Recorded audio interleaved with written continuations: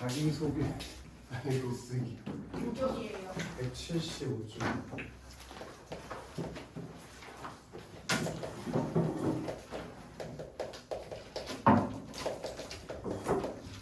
이거랑 이 뒤에 공부하는 글쓰기랑 토론까지 하면 교과서 진도 다 나가거든. 정리해 봅시다.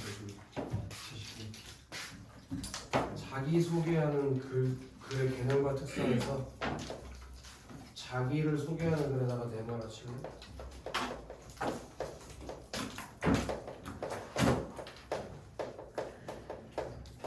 얘는 형광배 칩시다. 필자가 자기 자신을 이해하고 파악하며 스스로 다른 사람에게 소개하는 글. 그냥 대놓고 생각 안 돼요? 틀어줄게. 냄새 날 수 있는데 괜찮아? 네, 아니요. 필자가 자기 자신을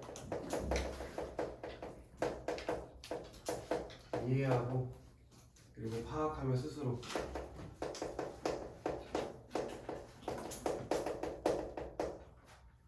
다른 사람에게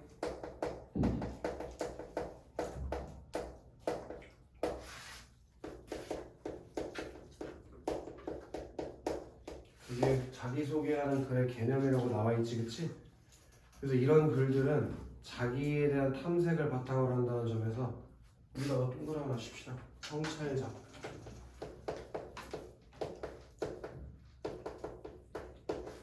자기 성찰적이라는 특성이 있고 독자의 반응을 예측하면서 글을 쓴다는 점에서 의사소통 측면에다가 동그라미 칠래? 의사소통적 활동이라는 특성이 있고 개인한테 쓴다기보다는 기관이나 단체를 독자로 한다는 점에서 공적인 성격에다가도 동그라미 칠래? 그래서 여기서 이제 시험 문제에서 물어볼 수 있는 게 하나 있는데 의사소통을 해야 한다는 측면 그리고 공적인 성격이 있다는 측면에서 봤을 때 얘도 사회적 의사소통 행위에 포함된다는 걸 기억해라. 사회적 의사소통이 그리고 개인적 차원의 의사소통이 아니라 사회적 차원의 의사소통이라는 걸 꼭 기억해야 되고 개인적 차원의 의사소통이 아니야. 그리고 자기에 대한 정보를 제공한다는 점에서 정보 전달의 성격에도 좀 표시를 해주고 그렇게 자기소개하는 글이 자기 자신을 돌아보고 쓰는 글이기 때문에 성찰적 성격이 있고 또 독자에게 내 정보를 전달하면 걔가 읽잖아. 그리고 반응하지. 그런 점에서 의사소통의 성격을 가지고 있고 또 단체나 기관을 독자로 한다는 점에서 공적 성격이고 이런 거 가지고 사적 성격으로 바꿀 수도 있겠지. 공적 성격이 있다는 점 그리고 자기 자신에 대한 정보를 전달한다는 점 그게 자기소개하는 글쓰기의 특성이라고. 이해됐냐? 그럼 자기를 소개하는 글을 작성하는 방법은 뭐가 있냐? 일단 장문 맥락 분석하게다가 읽어줄까?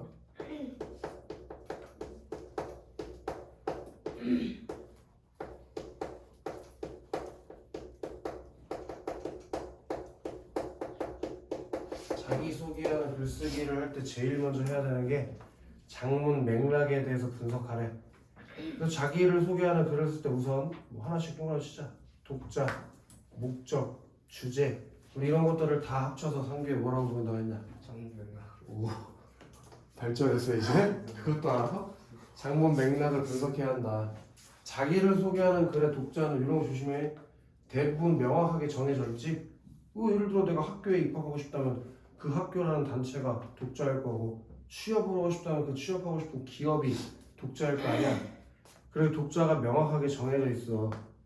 그리고 걔네들이 보통 글의 내용을 토대로 필자를 이해하거나 선발하라는 목적도 정해져 있기 목적에서 글을 읽어. 따라서 여기다가 형광펜 쳐야 돼요. 필자가 글을 쓰는 목적을 분명히 알고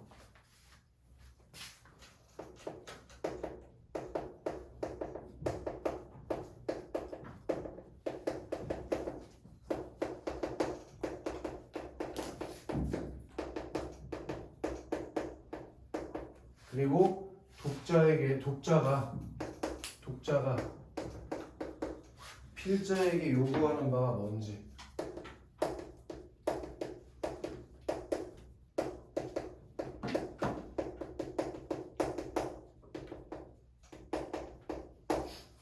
구체적으로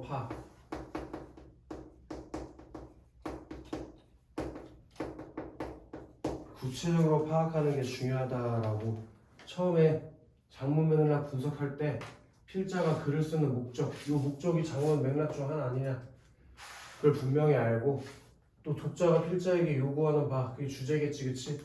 필자에게 요구하는 바 이게 주제일 거야. 그런 목적과 주제를 정확하게 파악하라고. 독자는 누군지 잘 생각하고. 그게 첫 번째로 해야 되는 거. 다음 문단으로 내려가 볼게. 자기를 소개하는 글의 형식은 선생님이나 친구들을 대상으로 할 때와 같이 정해져 있지 않은 때에다가 가로 읽어볼래? 가로 열고 닫아 볼까?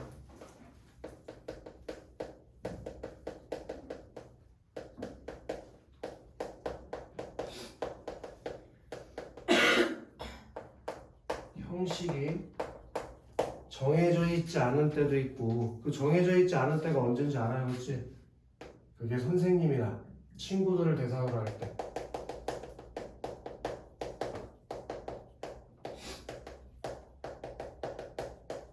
그리고 진학이나 취업서류처럼 얘도 가로 하나 열자고 특정 양식으로 정해져 있는 때.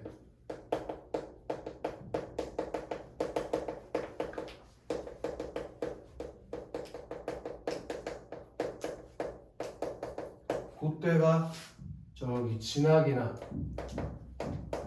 취업 이런 목적을 가지고 쓸 때는 양식이 정해지죠. 예를 들어 근데 대학교 이제 가야 되니까 자기소개서 쓰나 지금은 안 쓰나 이제? 만약 쓴다면 지원 동기, 자기 성격 이런 거 쓰잖아. 다 항목이 정해있잖아 학교마다, 그치? 그런 경우로 나눠져 있는데 자기소개서의 항목이 유사하다고 해도 각 대학이나 회사에서 추구하는 인재상은 서로 다르다. 되게 중요한 얘기야. 앞으로 언젠가 너희들 취업이라는 거 할 수 있잖아. 그때 자기소개서 쓰지. 근데 내가 쓰고 싶은 대로 쓰는 게 아니야. 그게 그 기업 홈페이지에 들어가가지고 걔네가 요구하는 인재상이 뭔지 읽어보고 거기 맞춰서 쓰는 거라고. 뭔 말인지 알아? 그 자기소개서 하나 써놓고선 10개의 기업에 똑같이 다 갖다 그냥 제출하는 게 아니라고. 다 바꿔서 써야 된다고, 조금씩. 이해되나? 따라서 이 점을 염두에 두고 여기다 형광펜 쳐야 돼. 각 항목에서 요구하는 말을 분석.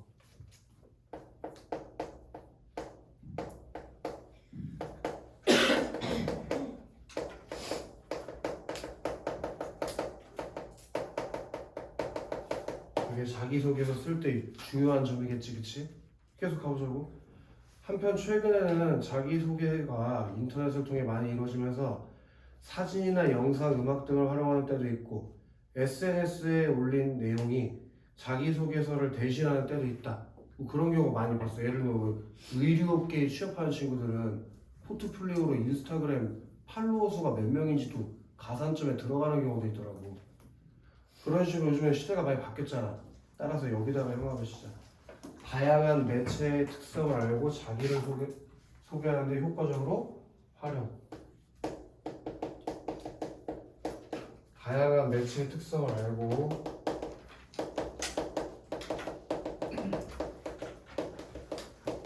자기를 소개하는데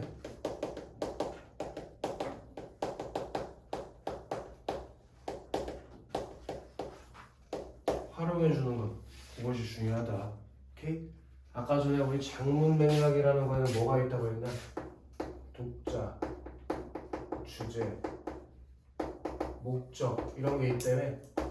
그래서 독자가 요구하는 게 뭔지 찾아보고 내가 글을 쓰는 목적은 뭔지 생각해보고 또 항목이 정해져 있을 때 항목에서 요구하는 바가 뭔지 분석해보고 어떤 매체로 쓸 건지 잘 고려해서 특성을 분석해보는 거. 그게 자기소개서 쓸 때 장문 맥락 분석할 때 해야 되는 활동들이라. 이해됐나? 다음 시간 가봅시다. 자, 그럼 이런 장문 맥락 분석이 끝나면 저한테 2번 주셔. 장문 맥락에 맞게 쓰기.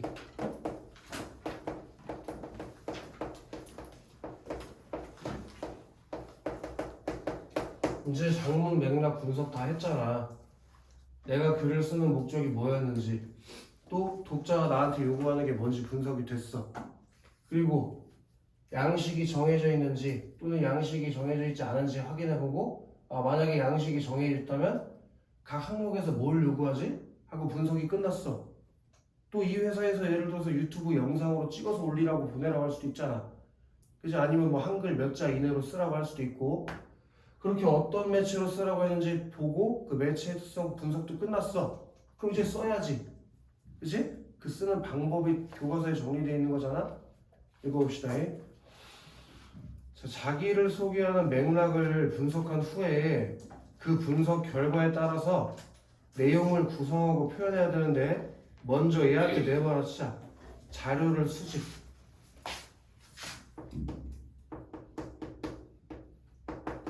자기소개서를 쓰기 전에도 내가 어떤 내용으로 쓸지 자료를 수집해야지. 그치 서연아? 자료를 수집할 때 맥락을 고려해서 자기 자신의 인성 그리고 적성, 장단점, 경험과 역량이 어떤지 정확하고 객관적으로 파악하래. 이걸 위해서 얘한테 현관펜 쳐야 돼.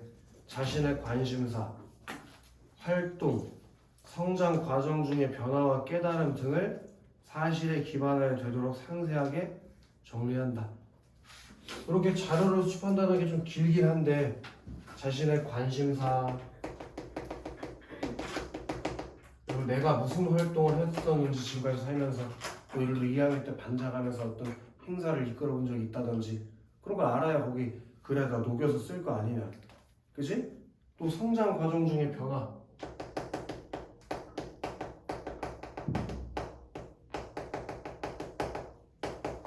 그리고 깨달음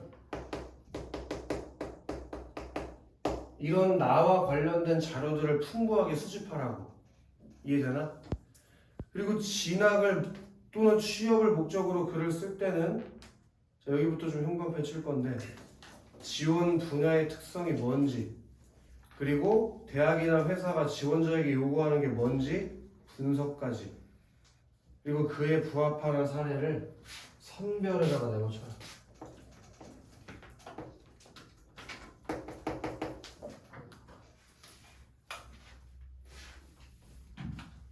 그러니까 자료를 수집할 때 취업이나 진학 같은 걸 목적으로 할 때는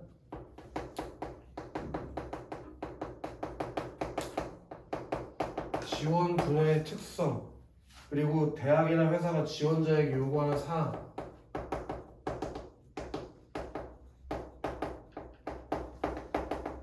이런 것과 관련이 있는 자료를 수집하라는 얘기지. 그리고 나서 그와 부합하는 사례를 선별하는 과정을 거치라고. 자료 수집하고 그리고 그 목적에 맞는 자료를 선별하라고. 이해됐지? 쉽지? 나 밤은 나 가보자고. 자기소개서의 형식이 정해져 있지 않다면 걔한테 가로 하나 열어줘. 형식이 정해져 있지 않다면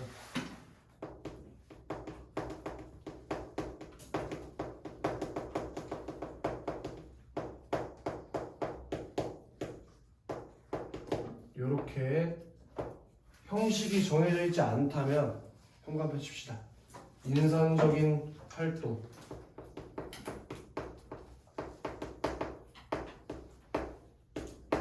그리고 여기서 요거랑 같이 봐야지. 형식이 정해져 있지 않을 때 앞에서 보고 왔잖아.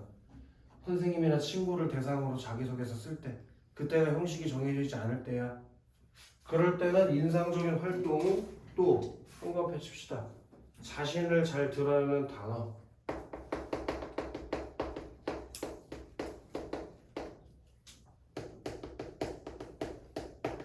뭐 이런 거 좋은 사례는 아닌데 예를 들어 내가 뭐 열심히 노력하고 성실하게 살아온 사람이다 그래서 나의 별명은 개미다 뭐 이렇게 쓴다든지 그런 거. 지금은 그렇게 쓰면 아마 광탈할 거야. 그렇게 쓴 사람이 10만 명은 넘을걸. 창의적으로 써야 되고 거기다가 저는 열심히 일하는 배짱입니다 이 지랄로 쓰면 다 탈락이요. 어쨌든 그런 단어를 중심으로 개요를 작성에다가 저기 해야 된다. 메모쳐야 된다.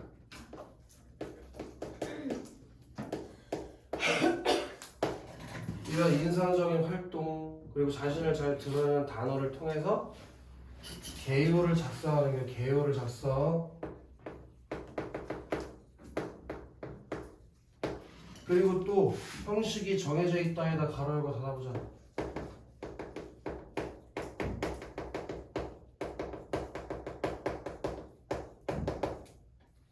형식이 정해져 있다면 그러면 형광펜 칩시다. 항목을 고려. 당연히 형식이 정해져도 내 맘대로 쓸 수는 없잖아. 그렇게 항목을 고려해서 개요를 작성해야지. 그럼 내가 이거 칠판에 굳이 니네한테 그냥 말로 형광펜만 쳐도 돼라고 할 수도 있는데 굳이 왜 쓰고 있냐. 니네들 이거 공부할 때 제발 노트에다 정리하라는 거예요. 오케이? 그 참고할 수 있게 정리해 주는 거라고. 요걸 왜 정리하냐면 이렇게 해야 머리에 들어간다니까. 내가 뭘 공부하고 있는지도 알고. 지금 이제 글 쓰는 방법들 보고 있는 거 아니냐? 글 쓸 때 제일 먼저 뭐 하라고? 자료 수집하라고. 그 다음에 뭐 하라고? 선별하라고. 그리고 나서 개요 작성하라고. 이해돼? 어차피 글쓰기 과정이 원래 그렇잖아. 니네 지난주에 배웠잖아. 글 쓸 때 제일 먼저 뭐 하냐? 글 쓸 때 제일 먼저 해야 되는 게 계획하는 거 아니었어? 요거 장문 맥락 분석하는 게 계획하기 활동이야. 그 다음 뭐해? 내용 생성하지. 내용 생성 단계가 뭐 하는 거야? 자료 수집하고 선별하는 거잖아. 그 다음에 내용 조직 아니었어? 내용 조직이 개요 작성하는 거였잖아. 이해되나?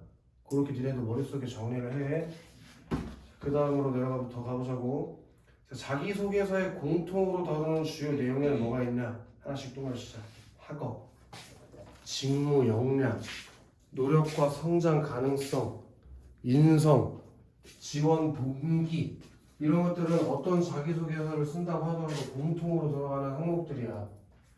그래서 항목별 세부 내용을 조직할 때는 말하고자 하는 특성이 왜 어떻게 형성되는지 그 과정, 그리고 인과관계가 잘 드러나게 하고 각 항목들끼리 어때야 되는지 또 유기적인 연관성이 있도록. 그러니까 앞에 항목이 뒤에 항목이랑 자연스럽게 연결되게. 예를 들어 앞에서는 성실하대. 내 성격의 장점이 성실하다. 근데 갑자기 구체적인 사례는 성실하지 않은 사례가 다음 항목에 들어가 있으니까 상충되는 얘기가 들어가니까 말이 안 되잖아. 이해돼? 그래서 각 항목끼리 유기적인 연관성이 있게 구성하는 것이 세부적으로 내용을 조직하는 방법들이다 이거야. 태동아, 이해됐나? 네. 자, 그 다음에 내보십시다. 글을 쓸 때. 이게 네 번째 단계가 되겠지? 글을 쓸 때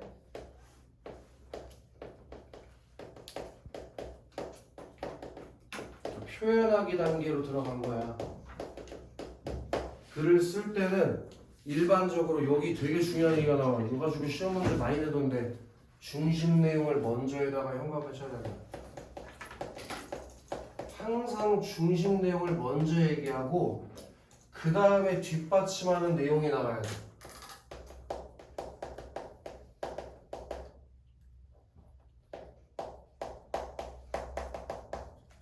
이거랑 똑같은 게 면접이거든. 자기소개서를 글로 쓰면 자기소개서가 되는 거고 가서 말하기 하면 면접되는 거잖아. 항상 내가 하고 싶은 얘기가 앞에 나와야 돼. 자기소개서를 쓸 때는. 오케이? 예를 들어 당신의 성격은 무엇인가요? 하면 전 착합니다. 왜냐 하면 이렇게 글이 들어가야 된다고. 항상 먼저 중심 내용이 나와야 돼. 걔가 파악하기가 쉽게. 그래서 사례는 거기 또 형광펜 쉽게 나옵니다. 구체적으로 제시. 요 중심 내용과 뒷받침하는 내용에 사례가 구체적으로 제시된다는 게 중요해. 그냥 아주 단적인 예를 들어서 성격이 어떻니? 전 착합니다. 근데 뭐 그냥 이럴 순 없잖아. 내가 착한 구체적인 사례가 나와줘야지. 뭐 예를 들면 무거운 짐을 들고 가시는 할머니를 보시면 멈출 수 없습니다. 항상 달려가서 선뜻 도와드립니다. 그런 구체적인 뭐 사례가 있어야지. 이해되나? 여기 추상적인 표현이나 주관적인 생각의 나열이나 어법에 맞지 않는 표현은 신뢰를 주기 어렵기 때문에 피해야겠지? 그렇게 쓰면 안 된다고 해? 그러므로 거기다 비추셔야 돼요. 독자가 이해하기 쉽게 단어의 의미를 정확하게 알고 쓰고 어법에 맞게 쓴다. 단어의 의미를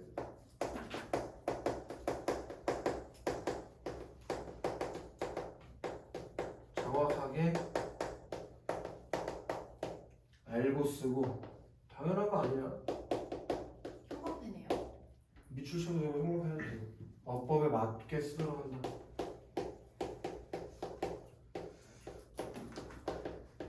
그리고 자기를 소개하는 그런 필자의 과거경을 바탕으로 현재 태도와 미래의 역량을 예측할 수 있다는 전제 아래 쓰고 읽어. 우리가 얘를 뽑아서 미래에 어떤 사람이 될지 보고 싶은 거잖아. 그지? 따라서 여기도 비주셔야 돼요. 사실을 근거로 하되 거짓말 쓰면 안 된다. 거기다가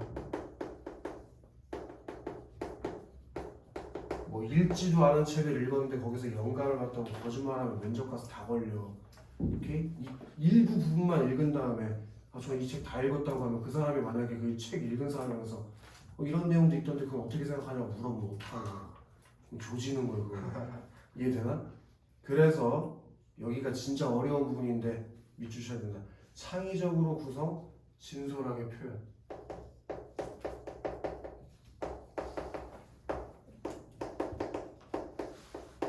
도대체 그 창의적으로 구성한다는 게 어떻게 하는 건지가 어려워서 자기소개서가 맨날 막히는 거거든. 어쨌든 남이랑 달라야지 뽑히는 거 아니야? 그지? 똑같은 내용이어도 뭔가 차별점이 있어야 읽어볼 거 아니야. 그게 어려운 점인데 어쨌든 그렇게 하는 게 글을 쓰는 방법이고 여기까지가 니네가 자기소개하는 글쓰기에서 외워야 되는 내용인 거야. 지금 칠판에 써준 게. 오케이? 그래서 니네들 이거 정리해가면서 머리에 외워서 일단 개념이 외워져 있어야 그에 적용이 될 거 아니야. 외워서 봐라. 오케이? 그래서 옆 페이지고 했나? 나를 소개합니다. 했겠지 뭐. 우리도 해봅시다. 청소년 국제교류 활동 참가자 모집 대상과 모집 인원이 15에서 18세 그리고 청소년 5명 정도 뽑는데 15에서 10 니는 지워도 못해. 그리고 뭘 봐. 지금 방금 그 눈빛이 너도 못해라는 눈빛인데 아니지 지금. 참가 자격은 거기다가 현금 받쳐야 돼. 맡은 일에 최선을 다하는 청소년. 첫 번째 참가 자격이 상규. 통합이요?